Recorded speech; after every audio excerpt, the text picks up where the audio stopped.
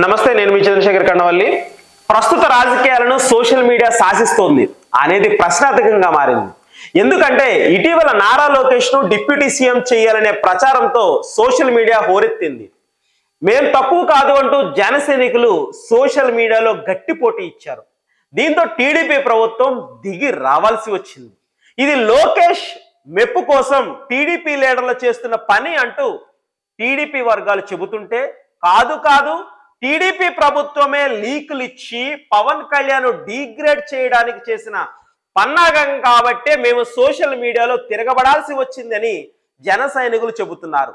ఇంతకే దీని వెనుక జరిగింది ఏంటి అని ఆరా తీస్తే, తిరుమల తొక్కిసలాటలో టీడీపీ క్షమాపణ చెప్పాలి అని పవన్ కళ్యాణ్ గారు డిప్యూటీ సీఎం హోదాలో ఆదేశిస్తే, మంత్రిగా ఉన్న లోకేష్ గారు ఒక ప్రెస్ మీట్ లో మాట్లాడుతూ, ఇది పవన్ కళ్యాణ్ గారి వ్యక్తిగత అభిప్రాయం, మా పార్టీ స్టాండ్ కాదు అంటూ చెప్పారు. ఇది పవన్ కళ్యాణ్ వ్యతిరేకించినట్లే కదా అనే అభిప్రాయం జన సైనికుల్లో వ్యక్తమైంది. అంతేకాకుండా ఇప్పుడు పదవి కోసం లొల్లి ఎందుకు, లోకేష్ కు టీడీపీలో మంచి పట్టు ఉంది. ప్రస్తుతం చంద్రబాబు గారు ప్రతి కీలకమైన పని లోకేష్ ఆధ్వర్యంలోనే చేస్తున్నారు. ఇలాంటప్పుడు లోకేష్ కు డిప్యూటీ సీఎం అనే నినాదం లేవనెత్తడంలో అర్థం ఏంటి? పవన్ కళ్యాణ్ను పొమ్మను లేక పొగబెట్టడమే కదా అంటూ మరికొందరు వాదిస్తున్నారు.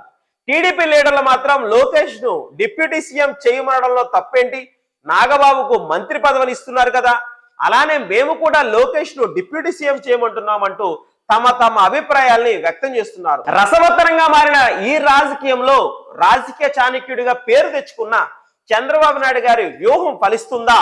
జనాదరణ విశ్లేషణగా ఉన్నటువంటి పవన్ కళ్యాణ్ గారి ఆలోచనలో సక్సెస్ అవుతుందో లేదో వేచి చూడాల్సి ఉంది.